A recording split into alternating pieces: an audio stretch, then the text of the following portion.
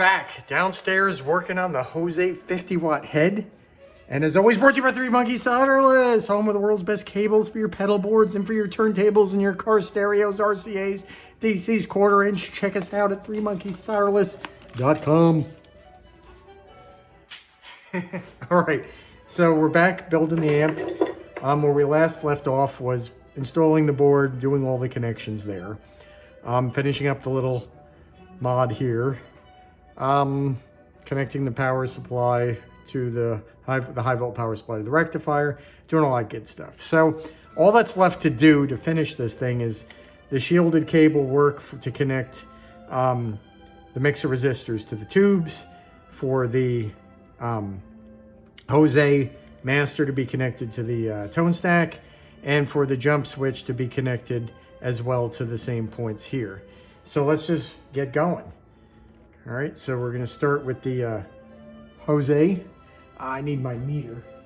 As usual, I'm unprepared and being very unprofessional by not having my meter available. Can't remember everything. All right, so I just want to confirm again which lead is which.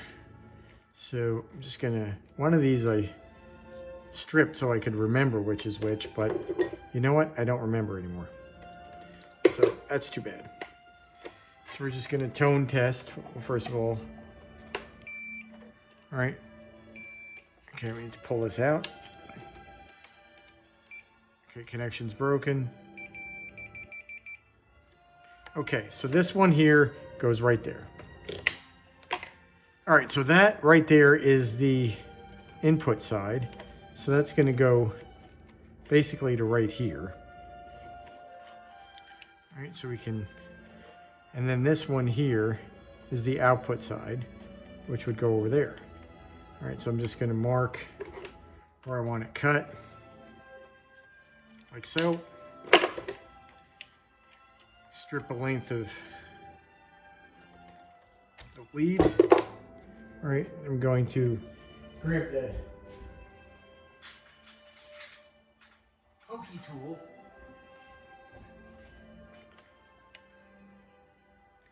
I'm gonna go ahead and just unbraid some of this wire here.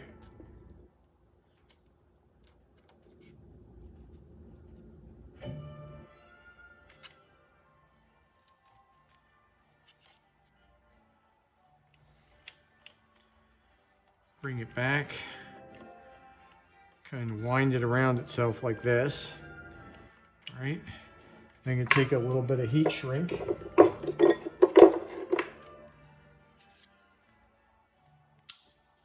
Might as well cut 2 lengths of it because we're gonna need 2 lengths.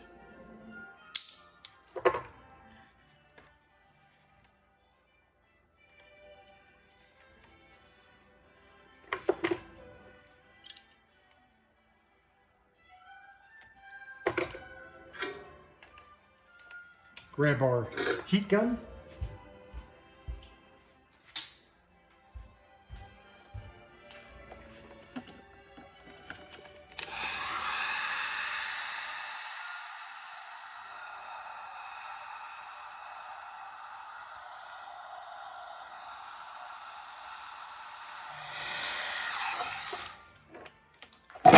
Put that aside.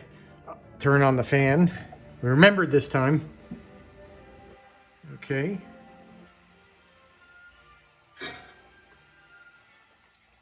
Soldering iron probably is not hot enough yet. There we go.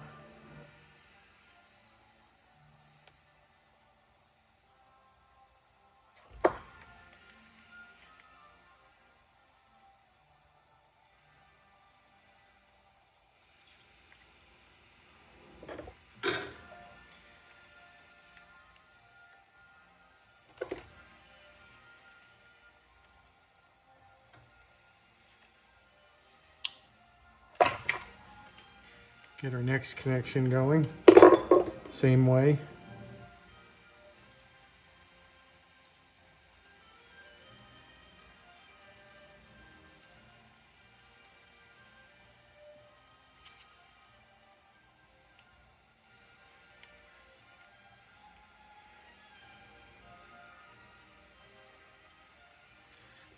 Looks good. Get our heat shrink on top.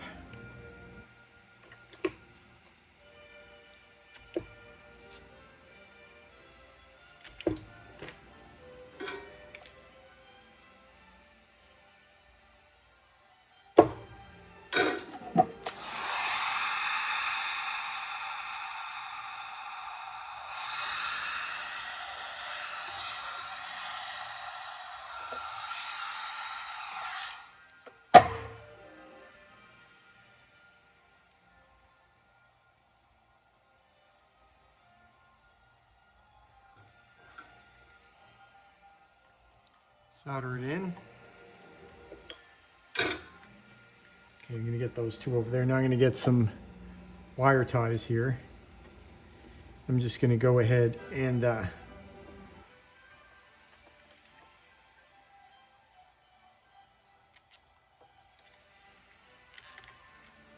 gonna go ahead and tie these in place to this turret so that we've got a nice connection here to prevent any vibration from getting to these areas here to potentially, you know, work a cable loose or work harden it and get it, you know, to fail. So we don't want failures. That's the whole point of doing it.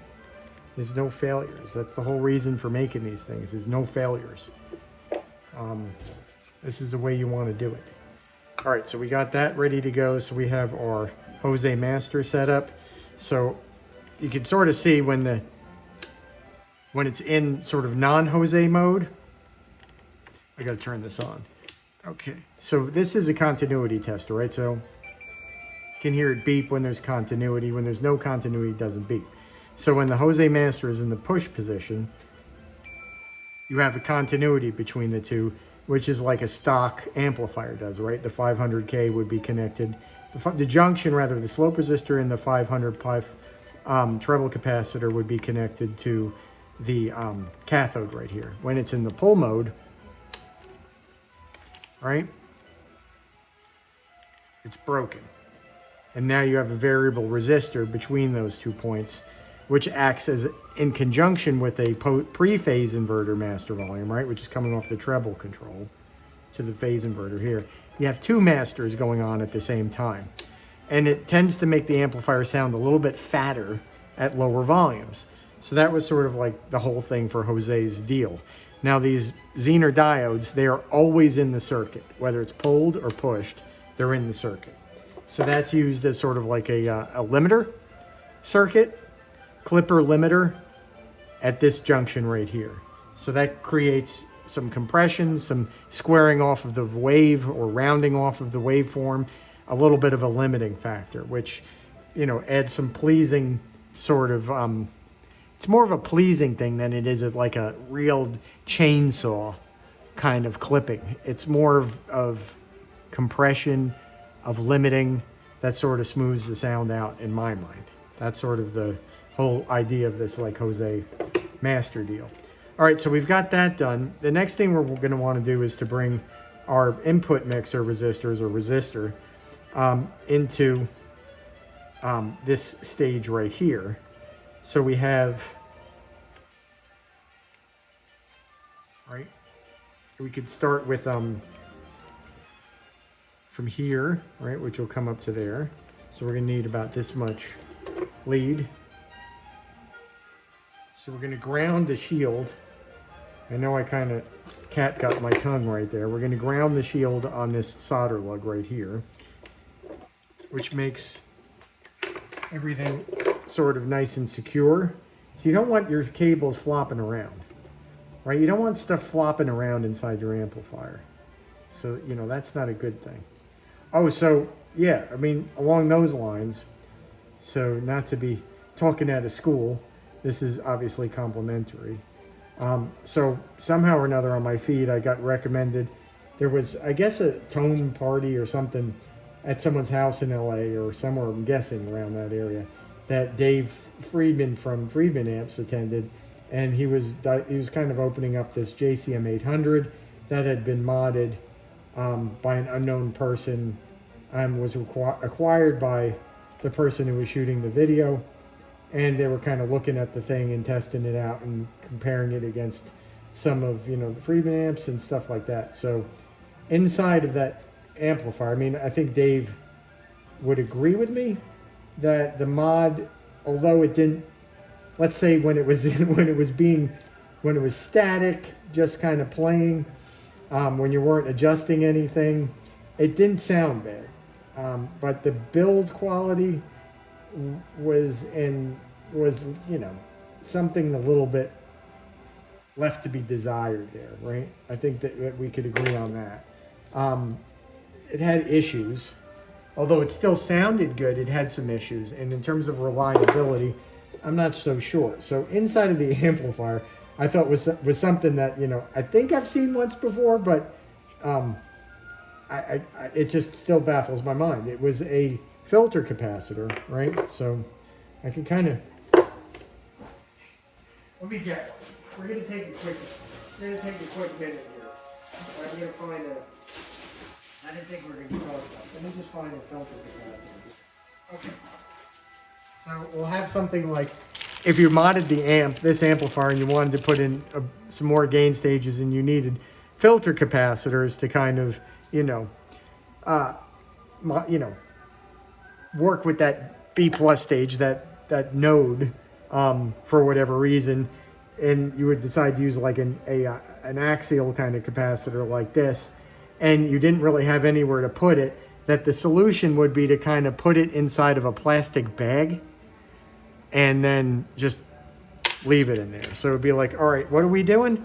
All right, so we don't want any of this side, right, the positive side or really the negative side to touch anything and short out. So what we'll do is once we finish attaching our wires to these, we'll just put it in a bag like this, and then we'll put some zip tie around it and just leave it here and zip tie it like that. So yeah, that was a good one. I enjoyed that. So yeah, you don't want stuff flopping around. So it's probably, I don't know why you would put it in a plastic bag, that you know you're in a rush, or maybe the owner modified the amplifier and was just goofing around and like didn't want to change anything too much that he couldn't get back to, and just wanted to kind of, you know, put this stuff in so it could be easy to come in and out and not have to like drill holes or add, you know, add boards into the thing. Maybe that's the case, but it's sort of like yuck. You know, if you're going to do something, make sure you do it to the best of your abilities and make it roadworthy. So in the end, it didn't sound bad. So, you know, it gets marks for having the amplifier sound good.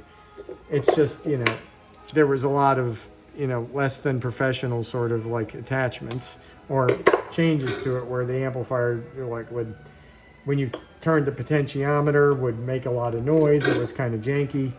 Yeah, that's the stuff that you don't want. So, you know, I guess too, when you're, you know, getting yourself an amplifier, you're also paying for, in addition for all the components, you're paying for the person who's building the amplifier to kind of do the job correctly, right? To the best of their abilities and experience. So there's just that, right? So this one is for our lead stage. So we're going to wind that around and bring it right up to here. Okay. So we're going to anchor it at this point here so it doesn't move around on this side either.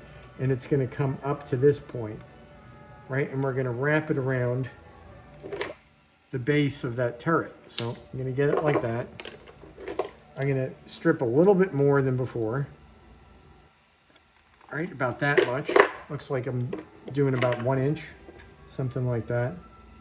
I'm going to sort of remove the insulation here, or insulation. What is wrong with me? Why can't I talk while I'm doing things? The shielding, thank you very much.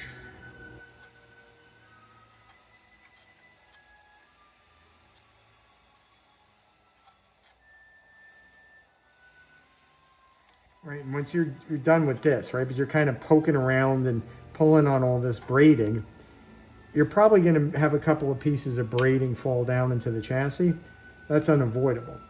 So what you're going to want to do, which is good for every amplifier you ever build is that before you apply voltage to it at this point, if you've been doing something like this, or anything for that matter, you're probably going to want to take compressed air and blow the chassis out to make sure that any little tidbits of this and that are gone out of side of the chassis. And you're also going to want to do a very good visual inspection, that there's nothing left in there, like a little piece of wire or a little solder blob, for lack of a better term, that may have fallen to the wayside. You need to do a thorough sort of inspection after you're done with the amplifier. You need to go through it. You need to really look inside of it. And you got to make sure that everything is clean, everything is sort of safe, for lack of a better word. There are no wild hairs flying around inside the amp. All right, so again, we're going to wrap that around the wire itself. We're going to grab some heat shrink. Where did I put the heat shrink? I had a big pile of it just like a second ago. Oh, it fell on the floor. Of course it did. So it's going to take about the same amount again. We're going to put it over the top. You can go ahead and just shrink it down. See, there was a piece right there. Right, that's what I'm talking about. So let me grab it and I'll show you. Let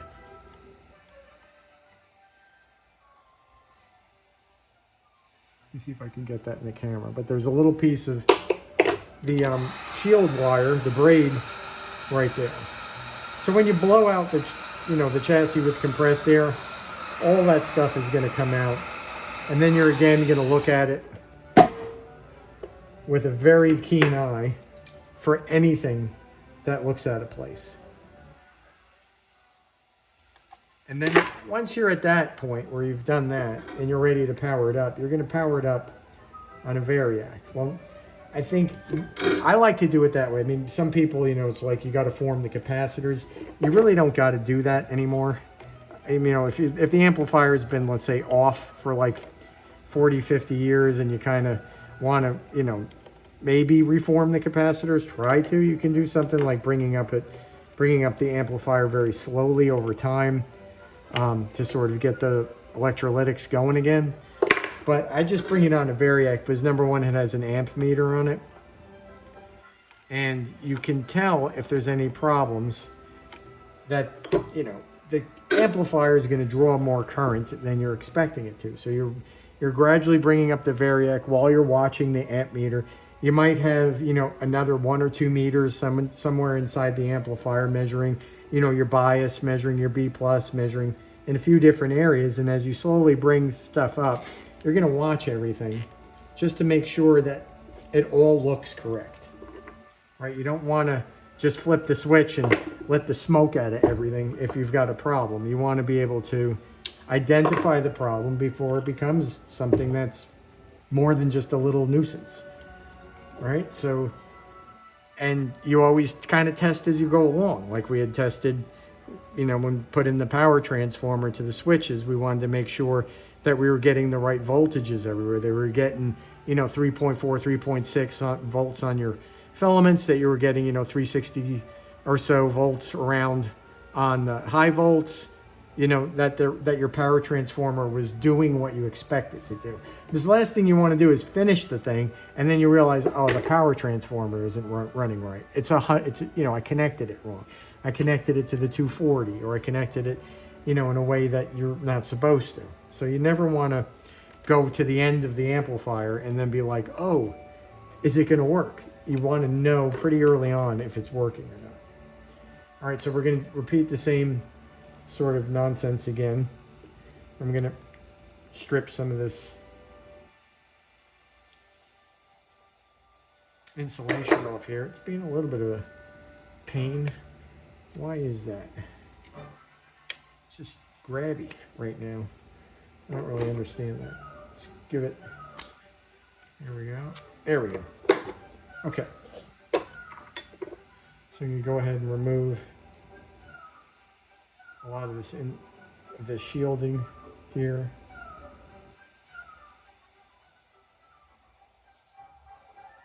How are we doing on time? Around 20 minutes. I think we'll finish. We got about 40 minutes. So I think we can finish wiring the amp today.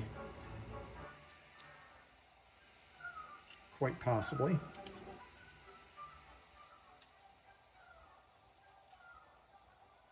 We have 2 more shielded cable runs to deal with after this one. Slice some of this off, make it a little easier on myself.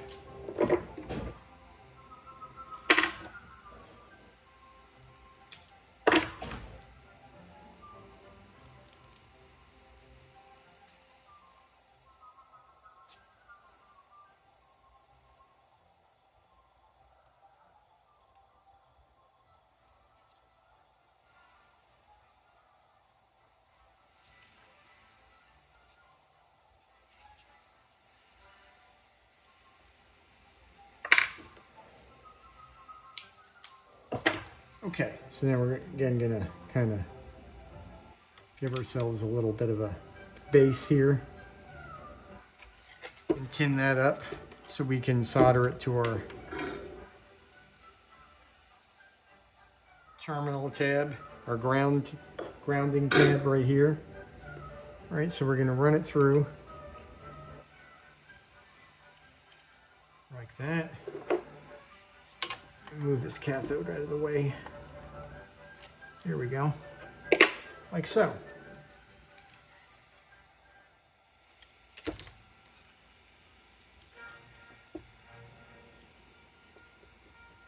Okay, so see that makes it, right?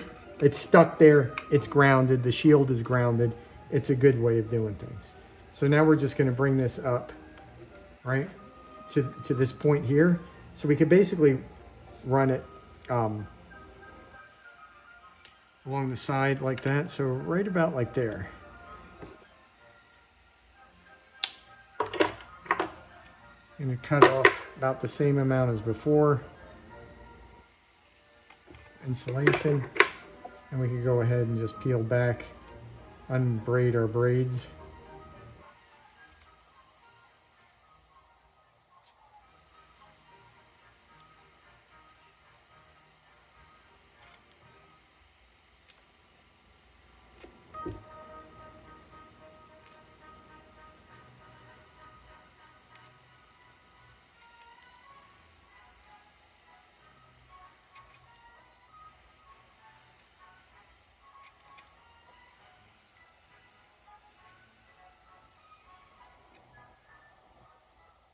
Bum.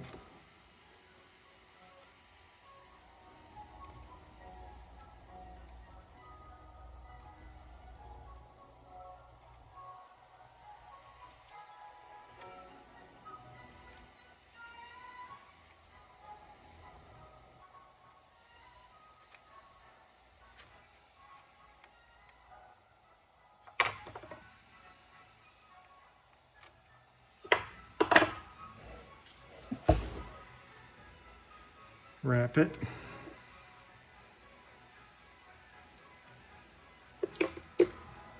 Give it a little strip.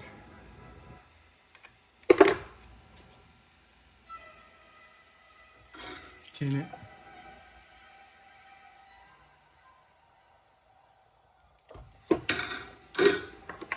Insulate it.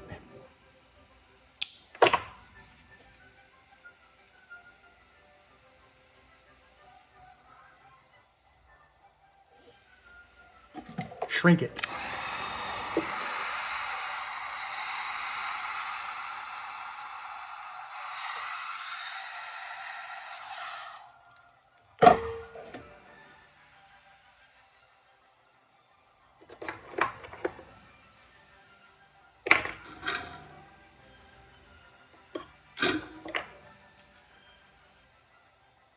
A little pre-crimp to help it get around our terminal back in here.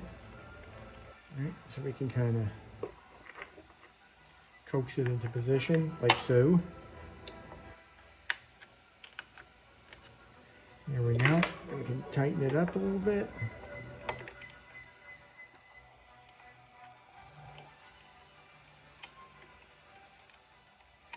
There we go.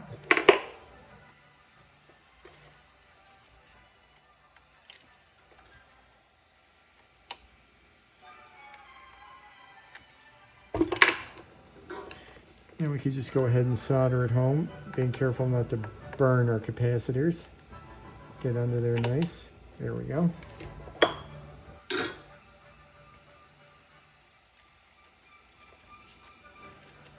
Okay.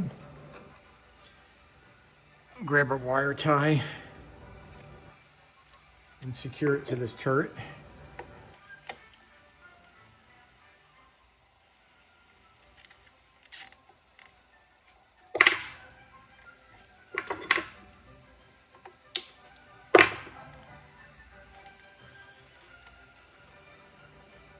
Nice. All right, so where are we? We have to connect our core to the grid here.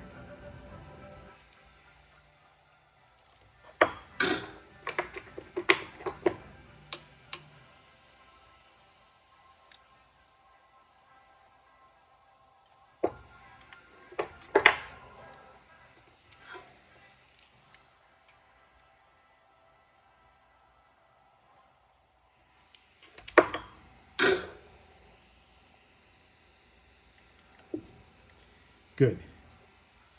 All right, so now we have our grid connections going. We just have to do this jump switch. Where are we on time? 26. Oh yeah, we got time. We're doing good here. So we've got a little bit of shielded cable left here to do this. We have a little piece somewhere else too that we could deal with, but we're basically going to cut one piece about yay long. Okay.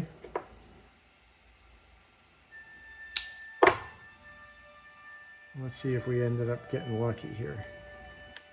I think we did. Okay, so now the thing to do is to strip these guys. A little more than that, maybe. Doing about, looks like 3/4 of an inch, right? Each one. Now what I'm gonna do is I'm gonna just peel back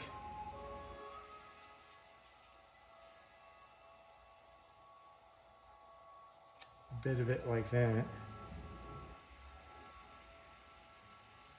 All right, and then I'm gonna cut it off. So it looks something like this. I'm going to do the same to this side.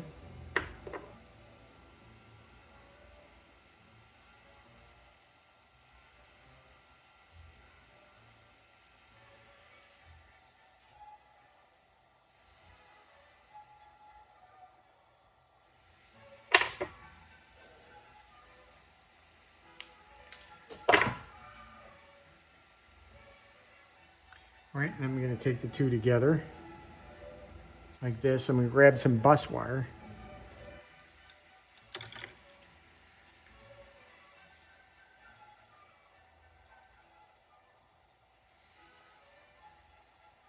And I'm going to pay out a little bit of lead beyond that. And then I'm just going to wrap it.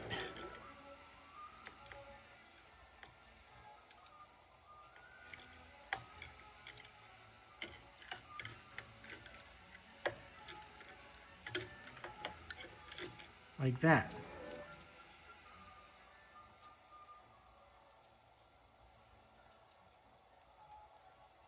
I'm going to give it a soldering.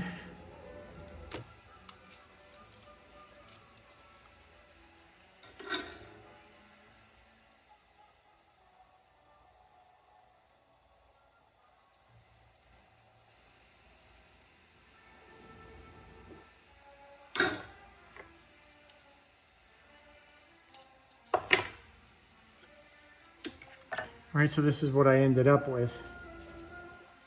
Is a ground lead for our shield, right, and our two core wires looking about like that.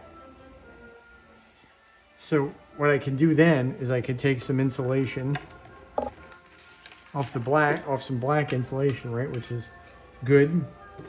I'm gonna give myself about, say, that much. And I can thread the bus wire through here. And then we can bring that right over to this point here to ground our shield at that point. So now I'm just going to strip the insulation off the core wires like so, and to make sure that there's nothing in the way that could possibly short anything. So I'm going to really look at this. I want to put maybe a little bit more solder on the reverse of this.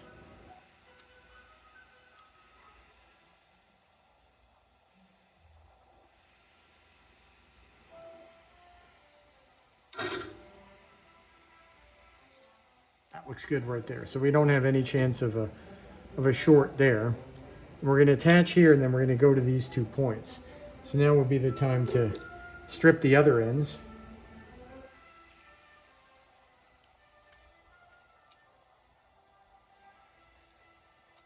So I'm taking about, ½ inch or so of insulation off. Going to sort of unbraid it again, like we've been doing the whole time. So I can wrap that braid around the body of the wire and then heat shrink over the whole thing, which keeps it nice and in place. All right, so we're going to get that wrapped around like that. All right, same thing we've been doing.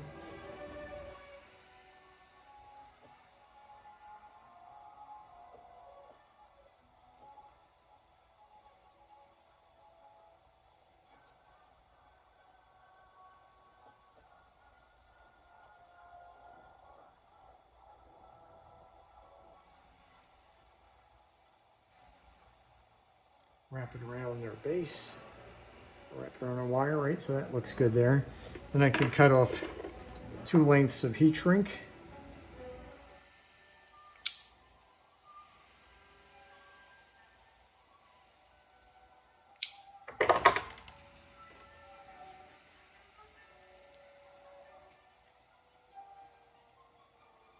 Insulate each one of these.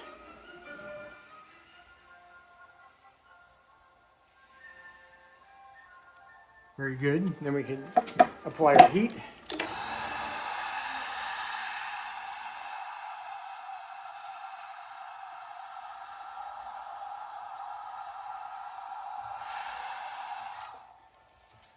We're done with the heat gun now, so I'll put that away.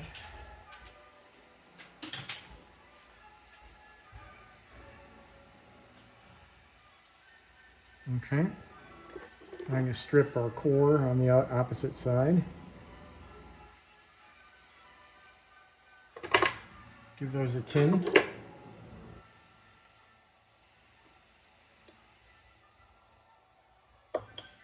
There we go. All right, and then we can put them into place.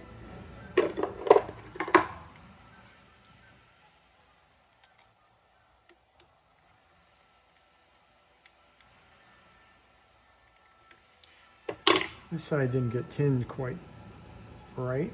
Let's bring it back. Maybe I forgot to tin it. Yeah, I did. Never mind. Okay, and then we're just gonna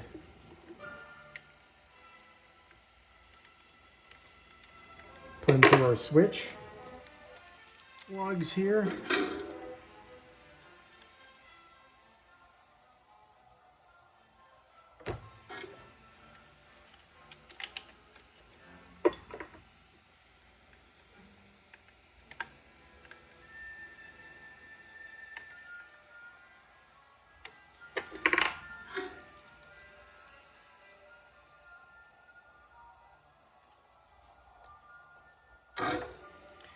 a little hard to see in there for me, so I'm going to use my magnifying glass.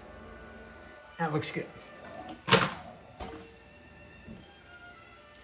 Now we can kind of bring this around, right, to this point here, and we can solder that to our ground on this potentiometer.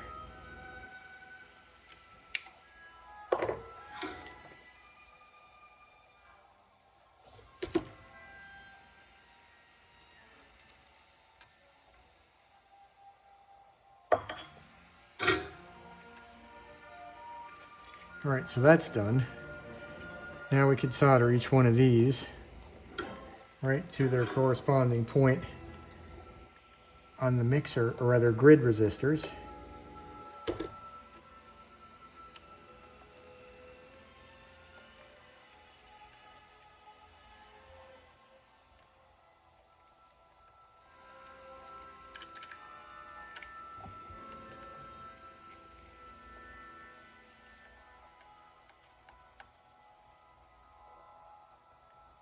Okay. Now we can get some wire ties to brace them.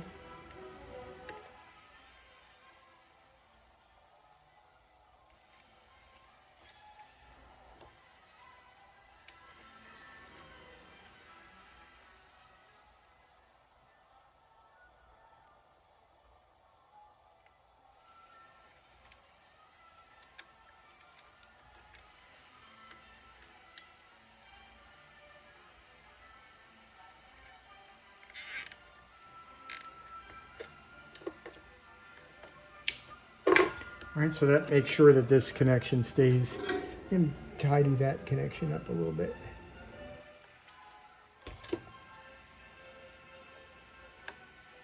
There we go, that's nice. So this connection is going to stay nice and secure.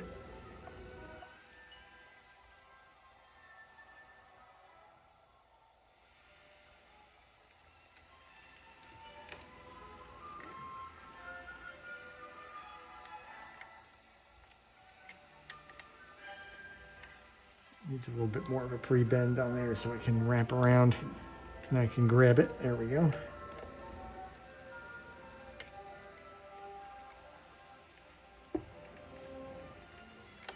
Get it around the body of the resistor there and tighten it home. That looks good. And then we could put one more right there.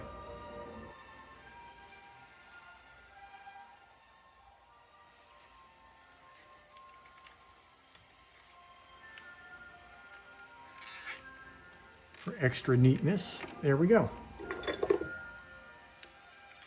So that right there is the jump switch, right, wired in. So in a jump mode, put on our, you have a connection, non-jumped, not connected, right? Jump mode, you have this ungrounded, which is the normal sort of jack connection. Non-jump mode, grounded, right? So that's the purpose of the jack, of the switch here, of the jump switch. I think in the earlier videos we discussed it a little bit more of how it works, but you can sort of see there how it's all done. All right, so now the last thing to do is to run our filament lines. So I'm gonna grab some wire and we can start on that. So cut this a little bit off. So how much do we need? Let me say about that much. Grab some black.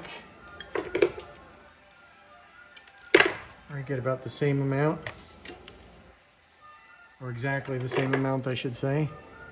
Cut it off. You grab my drill, right? Gonna load the wire into the drill. And then I'm gonna go ahead and make myself a twisted pair.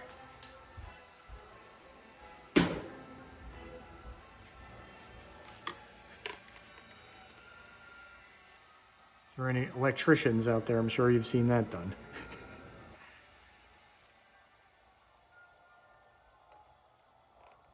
All right, so we're going to go now and we're going to measure out the lengths that we need with a ruler. All right, so generally speaking, I already know what they are, but you can sort of see that you got 2.5 inches between the two. So I generally like to make another like inch of lead for each one beyond that. So it'd be 2.5, 3.5, 4.5. So 4.5 is about what I'm looking for.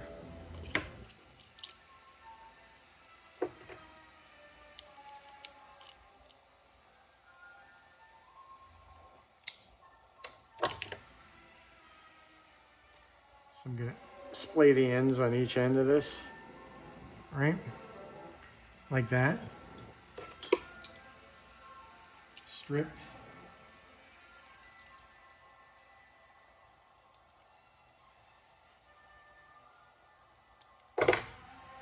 And then we're just going to go ahead and get them in place.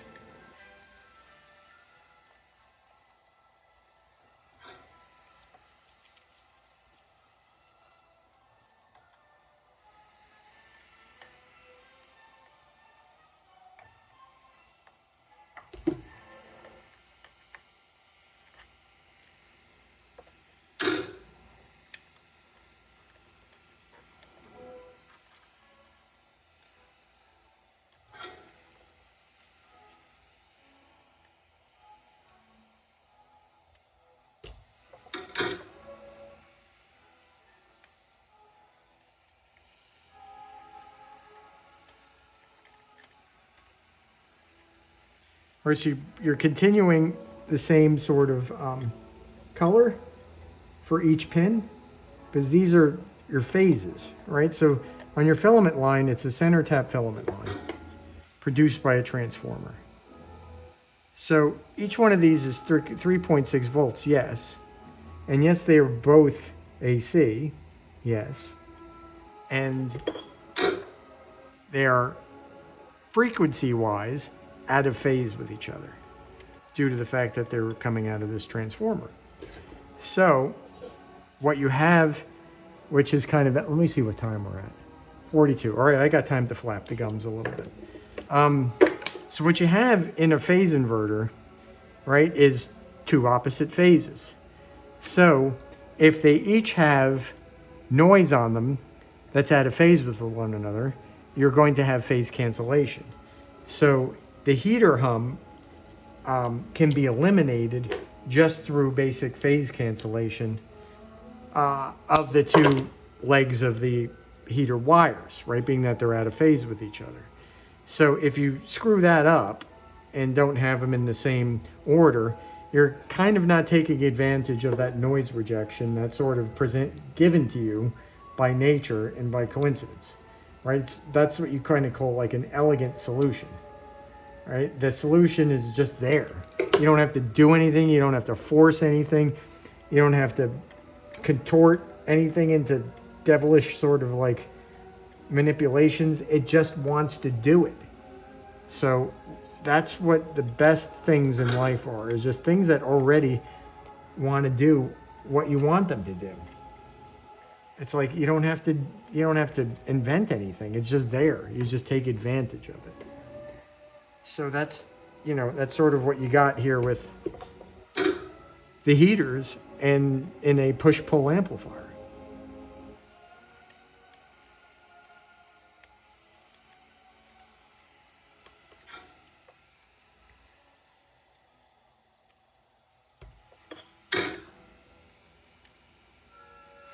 Now I like to go and I'll use the same way. I'm going to bring the red up to pin 9 and the black is going to be on the pins 4 and 5. Right? So there we go. Get that in place. I'm going to solder.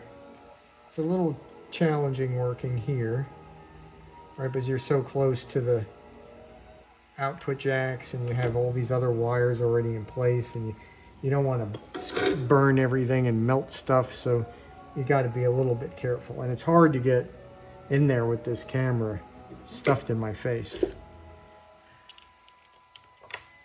So I'm just peeling off equal lengths. Right. You also got something that's known as a twisted pair. I think we've talked about that enough in terms of noise rejection, right? So you have equal lengths of out-of-phase wire, equal lengths of wire with out-of-phase signals on each wire, which then wrapped around each other have a tendency to couple and cancel out.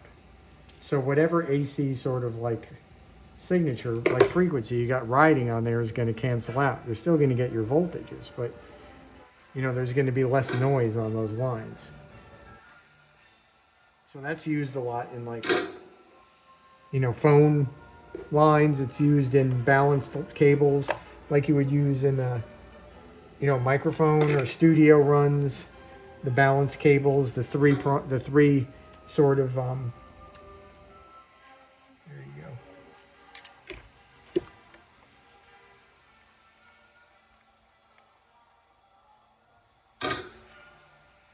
Just making sure I got everything right here. Yeah, so balanced cables take advantage of that same thing.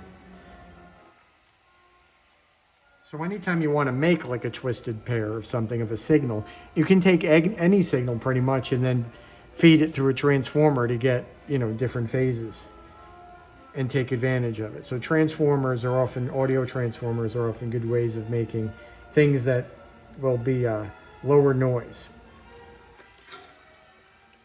You can also change the impedance then with your transformer.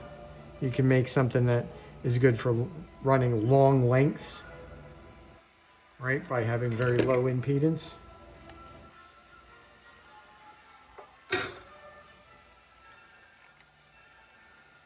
All right, so now we're a little bit shorter here, right? So I'm still going to do the same thing. I'm just going to measure right between the two. So it's about 1.5 inches.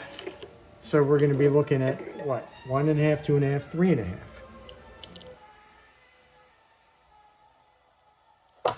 Just make sure this is wound up again. So we measured pretty much the exact amount of cable. It was 3.5 and 3.5 is what? 7? And we have what left? 7.5. So that's 7 right there. So we wasted about that much wire.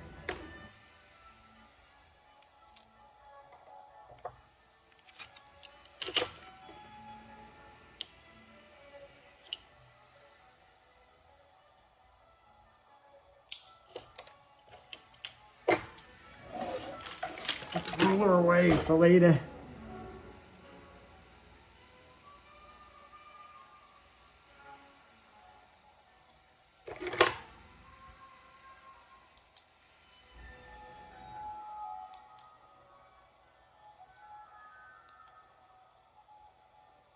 So this video is moving along or this series I'm going to be moving along quite quickly, right? I'm not going to do every week another installment like with the JTM last week, the Blues Breaker kind of deal. Well, that was mostly because I was always waiting for parts. But this one, I'm just going to keep posting. So every day, there's going to be a video until this thing is done, right? So you're not going to have to wait a month to get through all the videos to get to the end. This one's going quick.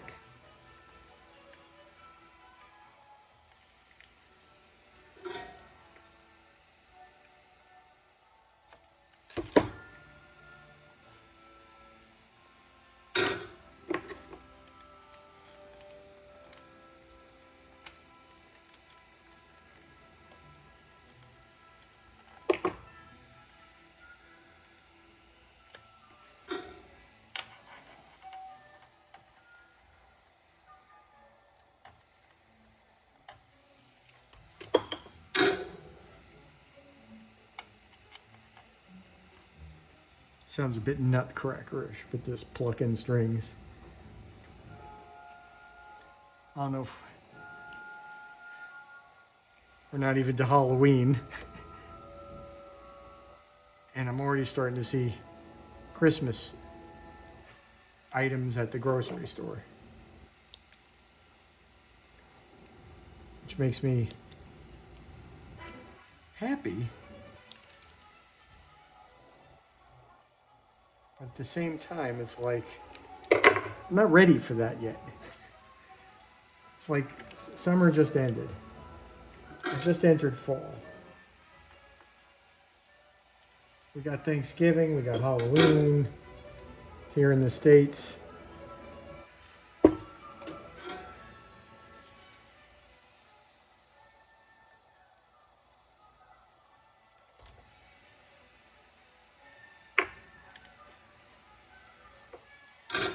Final connection, right?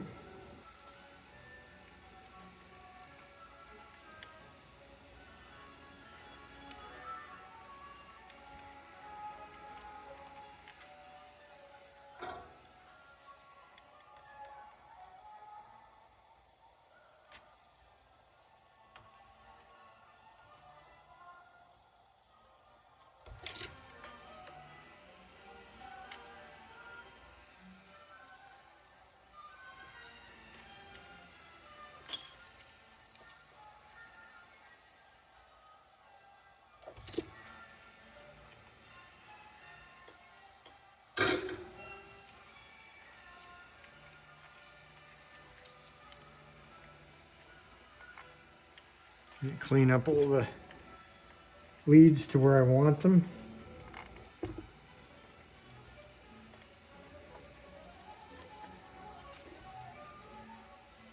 It's done. There we have it. Where are we on time? 52. Perfect. Perfect. All right, so the amplifier is basically wired up completely. I don't believe I've missed anything. It's always possible. Looks like all the connections are there. So the only thing left to do now would be to, obviously, like we talked about, bring it downstairs, use the compressor, blow out the chassis, make sure there's no foreign debris in there, give it a good look over with the microscope, and then sort of bring up the amplifier on the variac, make sure that everything's where it needs to be, let it run for a little bit on the variac or off the variac, and then we can put in our tubes and we can fire it up, let it burn in a little bit,